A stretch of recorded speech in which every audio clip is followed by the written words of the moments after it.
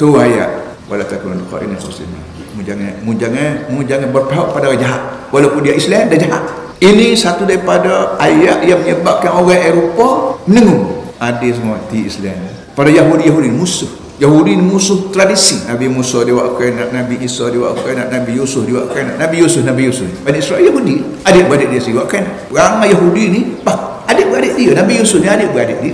Ayah dia kahwin dua. Seorang itu anak dua orang, Nabi Yusuf dan Bunyamin, dua beradik. Bini lain pun mati kau bini pertama tahu beranak lain tu 12 orang anak dia. Nabi Yaqub anak 12. Dengan sebab Nabi Yusuf ni orang comel cerdik, menyebabkan ayah dia sayang. Automatik seorang bapa sayang pada anak lebih pada orang lain. Cerdik Nabi Yusuf.